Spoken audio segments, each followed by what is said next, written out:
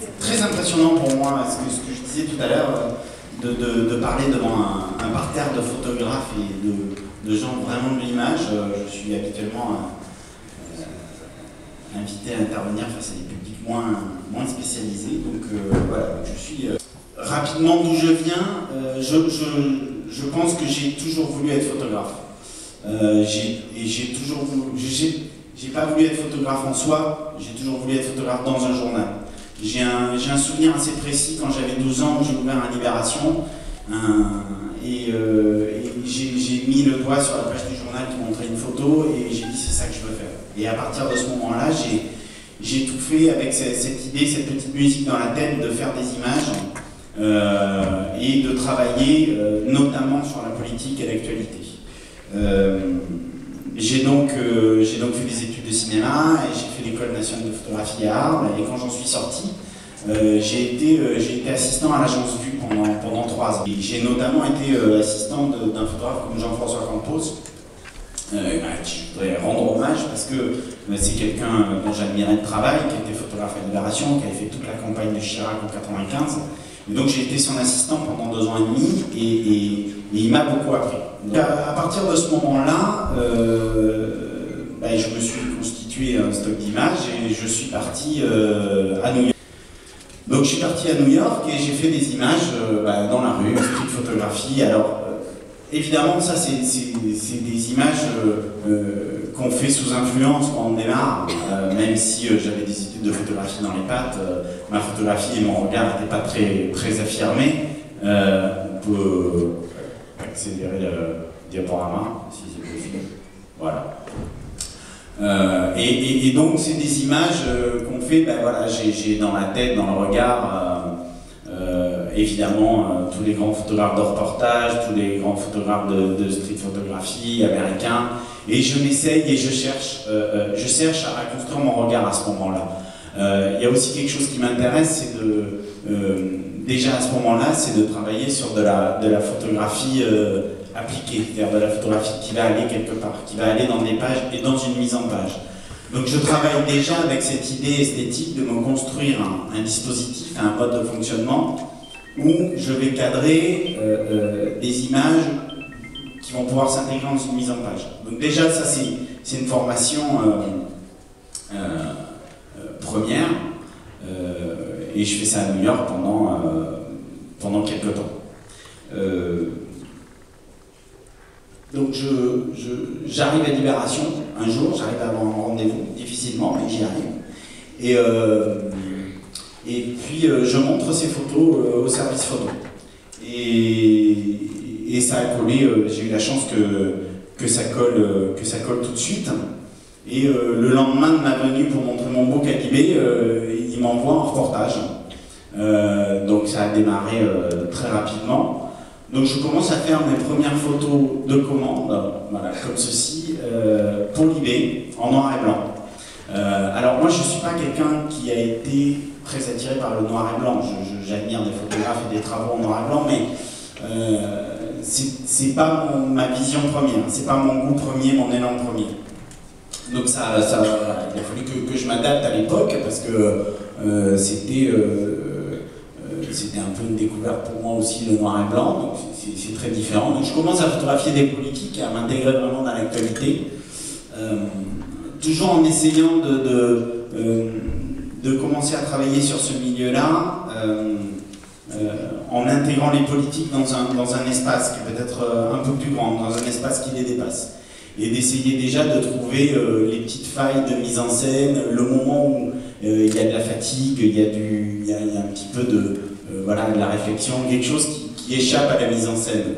Là, on est au début des années 2000, donc il y a de la mise en scène, mais pas franchement. Les choses vont s'accélérer, on va le voir par la suite, évidemment beaucoup plus. Alors, à partir de là, je travaille, on est au début des années 2000, donc, et je commence à travailler beaucoup pour Libération. Pourquoi j'ai cette relation privilégiée avec ce journal? Alors ça, c'est un autre travail que j'ai fait pour eux sur les centres d'accueil des sans-abri, qui est un travail intéressant aussi pour moi, toujours dans le cadre des commandes, dans le cadre d'un d'un travail de photographe de journal. C'est un travail qui est intéressant parce que, en tout cas pour moi, dans mon évolution toujours, parce qu'il m'a appris que j'étais pas vraiment fait pour faire ce genre de photos. J'étais assez mal à l'aise quand j'ai fait ces images, j'ai eu du mal à parler avec les gens, j'étais surtout mal à l'aise de faire des images sur des gens qui étaient quand même en détresse.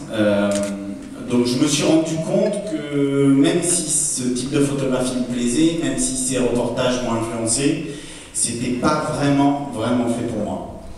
Donc ça a eu au moins ce mérite de faire ce travail-là. C'est aussi pour ça que je vous le montre, c'est parce que je pense qu'en photographie, quand on évolue, quand on fait des travaux, il y a des travaux qui vous apportent des choses, et il y a des travaux qui, même s'ils ils vous ont mis mal à l'aise ou s'ils ont été ratés, ils vous ont aussi amené quelque chose. Donc ce travail en faisait partie, même si je suis ravi de l'avoir fait et je le montre quand même, mais voilà, c'était pour moi une aparté, ça a constitué de mon évolution. Alors, vient ensuite, quand on travaille pour un journal quotidien, c'est évidemment l'actualité en général. Et j'ai couvert 2003 tout le conflit des intermittents pour l'IB. Alors c'était assez intéressant parce que c'était un conflit qui était à la fois un conflit évidemment social, très gauchiste, et à la fois dans un milieu culturel. Donc il y avait beaucoup de mise en scène, beaucoup aussi de jeux, de spectacles. C'était extrêmement visuel à photographier. Et c'est vrai que le journal m'a permis de vraiment me balader, d'aller à Avignon, d'aller à Aurillac sur les festivals, beaucoup d'actions à Paris. Les intermittents étaient retranchés dans une salle dans le 11e arrondissement dans lequel ils avaient fait leur QG. Donc c'était un vrai conflit que j'ai pu suivre sur la longueur et qui pour moi me faisait appréhender déjà ce travail, de travailler sur un événement qui se multiplie en micro-événements un peu insignifiants, des petites AG, des petites actions, mais garder sur la longueur un fil rouge de travail et de cadre photographique.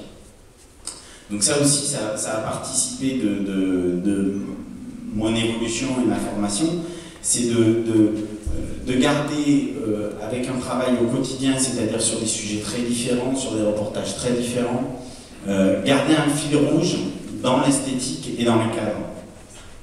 C'est quelque chose qui va me servir, qui continue à me servir, parce que c'est compliqué quand on travaille sur une multiplicité de sujets, de tenir ce cadre-là. Et je pense que tenir ce cadre, tenir son esthétique, c'est vraiment notre signature. C'est garder son regard, c'est proposer des images à des gens et qu'ils puissent les reconnaître sans même voir la signature. Voilà. Donc en 2006, j'ai l'opportunité et la chance que vraiment de Pardon, qui est directeur artistique des Rencontres d'Armes, me commande un travail.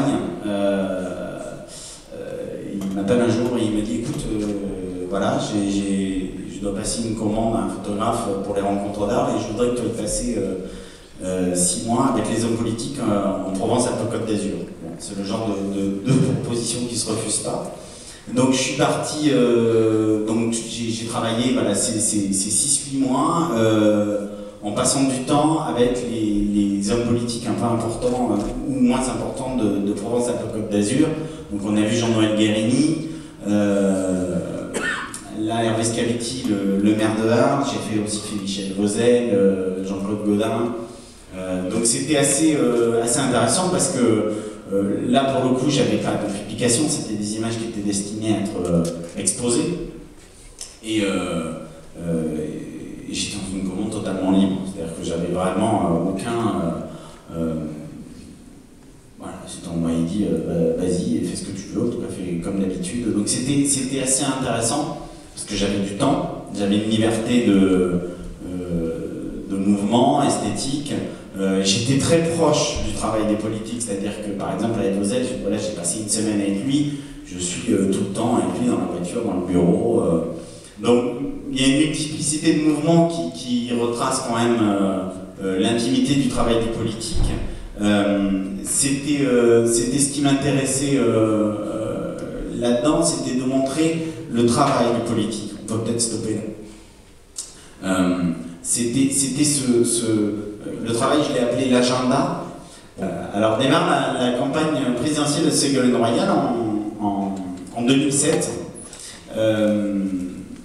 Alors c'est ma première vraie campagne présidentielle. En 2002, j'avais, comme je venais d'arriver à Libé, j'avais remplacé un petit peu des photographes. J'avais un petit peu joué le rôle d'intermittent photographe pendant la campagne présidentielle de 2002. En 2007, je suis vraiment la campagne d'un bout à l'autre. C'est-à-dire que je commence à suivre Ségolène Royal en août 2006 et voilà, je la lâche à la fin, après sa défaite. C'est vraiment là que je mets en place un petit peu mon dispositif, mon intérêt pour la politique et pour cette espèce de course folle comme ça, où je me rends compte de la difficulté de effectivement tenir le regard et son propos à travers cette série de micro-événements et à travers tout ce temps passé et ces kilomètres parcourus. Tenir aussi son propos et sa photographie en passant toutes les barrières qu'il y a entre vous et votre sujet. Je dis souvent que mon sujet c'est politique et que pour atteindre mon sujet j'ai beaucoup de barrières à passer. Alors tous les photographes vous diront ça, les photographes de conflit ont des barrières bien plus importantes que moi, mais moi mes barrières c'est un petit peu des barrières postmodernes. C'est des attachés de presse, des communicants, des gardes du corps, le public qui vient de se mêler entre vous et le politique. Et on passe son temps à essayer de passer ces barrières-là. Donc on passe beaucoup de temps à négocier, à dire voilà je vais être là, non je vais me mettre là, et puis vous avez toujours quelqu'un qui va vous dire vous ne pouvez pas rester là. Alors donc c'est toujours une recherche comme ça de place. Alors ces places elles sont importantes parce que ce sont vos points de vue par rapport aux politiques, quand il va arriver, quand il va prendre la parole, quand il y a une réunion qui va se tenir. On est, du coup, pour la politique en permanence, à la recherche de ces places-là. Et on est toujours en train de les négocier. Donc c'est pour ça que c'est un aller-retour très compliqué, parce que il faut arriver donc à négocier tout le temps avec les gens, être à peu près aimable, savoir dire non quand il faut dire non, s'imposer. Mais quand vous faites notamment une campagne présidentielle, on vit quand même un peu en vase clos comme une tournée de rock. C'est toujours les mêmes personnes qui suivent. Et alors, je sais que c'est un peu décrié. Il y a deux écoles là-dessus. Il y a ceux qui disent qu'il faut que les journalistes bougent et ne couvrent jamais le même candidat. Soit, mais quand vous êtes pris dans une campagne, notamment présidentielle, vous avez toujours cette négociation en permanence pour être à telle ou telle place, savoir quel événement, quel rendez-vous le politique va aller. Et donc, il faut connaître les gens. Il faut plutôt avoir des bons rapports avec eux pour avoir des informations, savoir à quelle heure il va être à tel endroit, donc pour trouver des trous dans l'agenda. Parce qu'aujourd'hui, il y a toujours cette notion de l'agenda. On est très nombreux. L'espace médiatique avec les chaînes d'information ont donné un rythme qui est absolument délirant, et les communicants ont trouvé un truc très simple pour brider la communication, c'est qu'ils surchargent les agendas. Aujourd'hui, sur une campagne présidentielle, une journée va être faite entre 4 et 6 rendez-vous dans la journée, à des fois 200 km de distance. Donc, c'est très difficile de tout faire, et c'est surtout très difficile, quand vous arrivez sur un événement un peu en retard et à la bourre, de trouver sa place et de trouver une place décalée. Et c'est vrai que les communicants ont un peu tendance à mettre en scène des images, des arrivées, des prises de parole, des réunions ou des rendez-vous avec des personnes, et puis vous disent « bon ben vas-y fais ta photo parce que là il faut qu'on reparte tout de suite ». Et c'est vrai que si on se contente de cette mise en scène-là, c'est très confortable, mais c'est pas suffisant. C'est quelque chose qui est pauvre. Donc il faut pouvoir se donner le temps du décalage et du pas de côté. Donc c'est toujours cette négociation comme ça. Libération m'avait demandé en 2010 de suivre la semaine des défilés de mode. Et donc j'ai compris qu'il veut qu'on travaille sur cette idée de chronophotographie et de mouvement, d'enregistrement d'un mouvement comme ça tournant. Et donc on met en place une maquette, c'est l'image tout de suite d'après. Donc en fait le travail photographique il démarre tout de suite par un questionnement de forme et de forme dans la mise en page. Donc on travaille tout de suite sur une maquette où je décide de travailler sur ces formats panoramiques mais verticaux, d'avoir une forme très rigide comme ça où on va en mettre 4 par page tous les jours. Et je me dis que voilà, je vais travailler sur cette idée de mouvement du mannequin, sur un même mannequin. Alors l'idée de départ c'est de se dire le mannequin va faire un mouvement et je vais... Voilà, donc c'est un tout petit aparté pour vous montrer que le travail photographique peut être aussi suscité, on peut passer les autres, peut être aussi suscité par juste une réflexion et un dialogue entre le service photo et moi sur voilà, on va traiter tel sujet, on va essayer de trouver une forme originale pour ça. Parce que c'est des sujets qui sont connus, qui sont très formatés. Défilé de mode, parfois ça ressemble beaucoup à un meeting politique.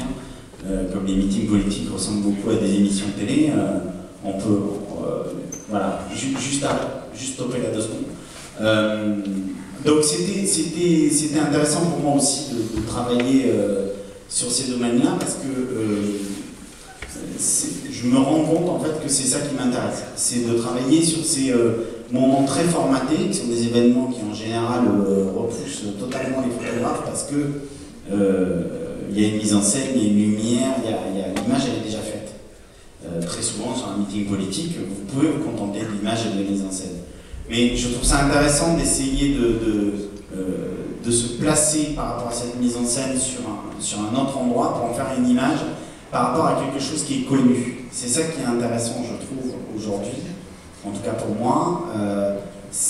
Moi, je passe mon temps à photographier des événements et des personnes qui sont connues de tout le monde, du public. Je photographie des événements et des personnes que les gens voient à la télé tous les jours. Donc, le défi, c'est d'en donner une image qui va être étonnante, qui va provoquer la surprise sur quelque chose ou quelqu'un dont on sait qui c'est, dont on peut l'identifier assez précisément. Donc c'est un petit peu mon défi quotidien. Donc on en arrive à un autre temps fort qui est la campagne présidentielle de François Hollande en 2012.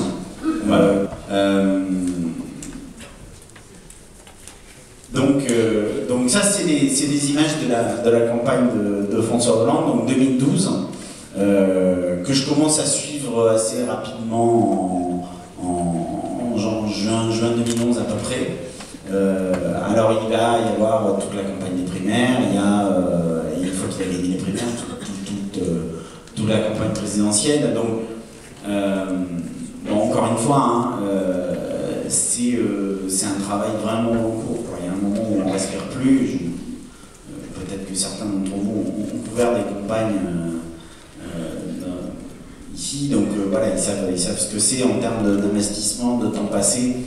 Et encore une fois, voilà, de ce genre de micro-événements qu'on vous vend, et puis il y a des petits bonheurs comme ça, un type qui au tout début met l'autocollant de la campagne qui démarre, et puis trouver aussi, par exemple, voilà, ces moments-là, si on peut stopper faire une pause sur celle-ci, typiquement, c'est le genre de moment où vous êtes en pleine campagne présidentielle, vous êtes en train de suivre un candidat qui est un des favoris des sondages, vous avez toute une machine autour de vous qui vous dit où aller, à quel moment et à quel endroit.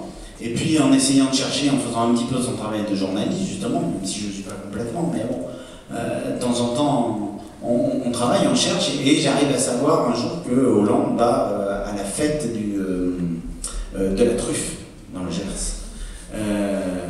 Événement qui n'était pas son agenda officiel. Et donc on se pointe à la fête de la truffe et on voit débarquer François Hollande, et qui a un rapport à la photographie qui est assez chouette pour un photographe, en tout cas à cette époque, c'est qu'il vous oublie totalement. Il en a un peu rien à foutre. Donc c'est quelqu'un qui n'a pas une notion par rapport à son image assez forte, quoi. Du moment où vous êtes autorisé d'être là et que vous êtes respectueux de la distance, il vous laisse faire à peu près tout ce que vous voulez. À la différence d'un Nicolas Sarkozy, de ma collègue pourra me le confirmer, qui, quand vous rentrez dans la pièce, même si vous êtes autorisé, passe son temps à surveiller ce que vous faites, quoi. Il vous a quand même dans un coin de l'œil. En tout cas, moi, c'est l'expérience que j'en ai eue. Donc voilà, donc il y a des moments comme ça où on arrive à avoir une image comme ça, alors qui dit ce qu'elle dit, mais qui n'est pas très importante, mais qui dit quand même que ce personnage qui est plein dans une campagne présidentielle, qui devrait faire attention quand même un peu et là se laisse photographier en train de se faire servir un camion rouge. Alors c'est toujours compliqué de savoir si il me laisse faire en toute connaissance de cause en se disant que finalement c'est pas mal, ou s'il me laisse faire en n'ayant aucune conscience. J'ai pas vraiment la réponse. Je sais que moi j'essaie de m'approcher petit à petit. Voilà, je le retrouve, je commence à faire des images, il salue les mains des gens, il s'assied à table, je m'approche doucement de la table, personne ne me dit rien. Et moi finalement j'ai un grand principe, c'est que je m'approche, et tant que personne ne me dit rien, je continue. Alors, même quand quelqu'un me dit quelque chose, il faut parfois rester ferme sur ses pieds, mais ça c'est pareil, tourner toujours en Corrèze, où là, je sais que François Hollande il va faire le marché pour revenir juste sur celle d'avant. Voilà, c'est pareil, la politique aussi c'est fait par des... on connaît les habitudes, c'est un engagement local aussi. Beaucoup de politiques ont un ancrage local, et quand on connaît ces ancrages locaux et leurs habitudes, on arrive à être dans des endroits qui sont hors de la communication et des agendas. François Hollande, quand il était en Corrèze, tous les samedis matins à 10h, il faisait le marché. Donc il y a eu un moment où on allait faire le marché avec lui, et il était tout seul. Et ça, c'est le type d'image, c'est ça qui est intéressant dans la politique et qui me plaît, c'est que c'est des images qui peuvent avoir une force historique assez rapidement. C'est une image qu'on ne fait plus aujourd'hui. François Hollande tout seul en train de sur un marché sous la pluie, c'est une image que vous ne ferez plus. C'est fascinant aussi. Alors, je m'intéresse au paysage médiatique parce qu'il est évidemment un des acteurs aujourd'hui du milieu politique. Il ne faut pas se leurrer, le milieu médiatique, nous-mêmes, sommes des acteurs de ce milieu politique. Donc, j'essaie au maximum de l'intégrer dans mes images et d'en parler et de dire comment les choses sont organisées. Alors, on est monté sur la campagne présidentielle en 2012 sur des déplacements où on était plus d'une centaine de journalistes accrédités. Donc c'est quand même assez délirant parce que très concrètement, ça veut dire que quand le politique sort du train ou de la voiture, vous avez 100 gugus autour de lui en train d'essayer de faire une image. Donc là, se pose la vraie question de qu'est-ce qu'on fait comme image, parce qu'à ce moment-là, quand on est 100 juste autour de lui, voilà, on ne fait pas une image qui est intéressante et qui dit quelque chose sur la campagne ou sur le personnage. Donc c'est une espèce voilà, comme ça d'aller-retour et de réflexion tout au long de la journée.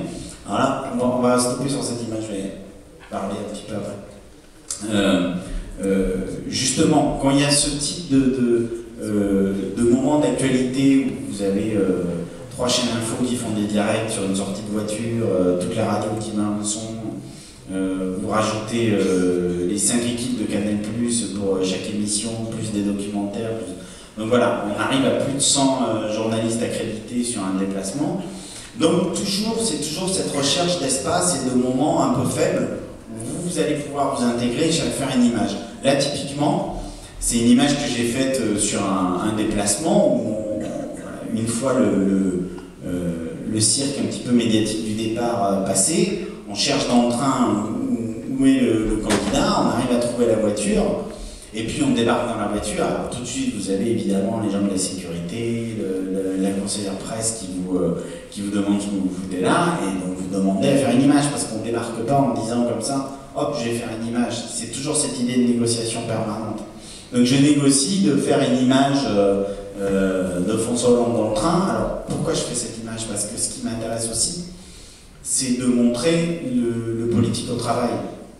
Ça, c'est quelque chose qu'on me demande un peu régulièrement et on vous l'accorde. Alors c'est toujours compliqué en politique, quand on vous ouvre une porte sur une coulisse, cette coulisse elle est quand même mise en scène. Il y a toujours un moment où on prépare les choses avant de rentrer. Donc il ne faut pas se leurrer, même les grandes photos, les grandes doubles pages que vous voyez dans Paris Match,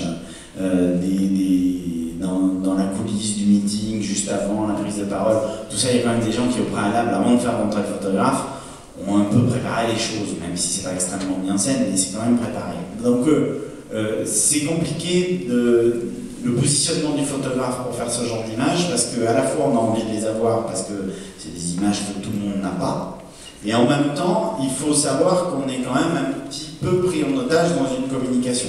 Donc c'est un espèce de jeu où chacun fait un pas, chacun négocie, et typiquement, là je suis allé un peu, parce qu'il n'y avait aucune envie de la part de la communication du candidat de faire cette image dans le train, mais voilà, à force de négociation, ils m'ont laissé la faire. C'est très rapide, hein. Vous êtes coincé dans le couloir de la voiture TGV, et puis vous faites cette image, et là encore une fois, François Hollande, il a cette capacité pour un photographe assez géniale, qui vous oublie, donc il y a un petit regard de l'attaché de presse qui dit ok, c'est ok, et tout de suite il se replonge dans son discours, et vous avez aux 10 secondes réglementaires pour faire une image où vous espérez qu'il y ait un moment un petit peu de relâchement et de vérité, voilà, qui est le moment où pour moi il a enlevé ses lunettes. Chose qui m'a été reprochée, cette image a été très commentée à l'époque, quand on l'a passée. Elle a beaucoup... il y a eu une petite polémique qui s'est auto-alimentée dans le petit milieu médiatique. C'était Audrey Pulvar qui, quand elle était encore à France Inter, et qui à 6 h du matin a fait une photo de cette photo dans le journal, et qui a tweeté mais que le reconnaissez-vous, est-ce que Libération avait un compte à régler avec François Hollande? Et la machine s'est mise en route comme ça. Je me suis retrouvé à 8 h du matin avec mon téléphone qui rompissait de messages d'amis qui me disaient on te soutient, je ne savais pas pourquoi. Donc c'était assez comique, parce que je me suis fait beaucoup insulter sur le site des Libé pour cette photo, en me disant que je le présentais d'une manière vraiment terrible et que je voulais sa défaite. Enfin, vous avez souvent des commentaires de la part de lecteurs, de spectateurs des images qui mettent plus que ce qu'on veut mettre. Donc c'est aussi intéressant. C'est que les personnes voient des choses dans des images que vous n'avez pas forcément mis, ou que vous avez mis inconsciemment. On m'a dit aussi, j'ai un sémiologue qui m'a dit que j'avais voulu montrer la page blanche parce que j'avais mis le stylo dans le blanc de la fenêtre. J'avais pas du tout pensé à ça. En 2008, j'ai commencé à écrire un blog, d'abord hors de la plateforme de Libé, et blog qui a été rapatrié en 2010 sur la plateforme de libération.fr, blog qui s'appelle Développement, où je raconte un petit peu les tenants et les aboutissants des images que je peux faire, un vrai besoin d'écrire et de raconter des choses que je ne pouvais pas forcément mettre dans mes images, pour pouvoir poursuivre et voir plus de choses, parce que le temps était court. Donc mon site en haut c'est stéphane-calvet.com, au milieu le lien vers le blog, justement dont je vous ai parlé sur la plateforme de libération.fr, et le dernier lien, Divergence Images, c'est mon site, c'est le site de diffusion de mes archives,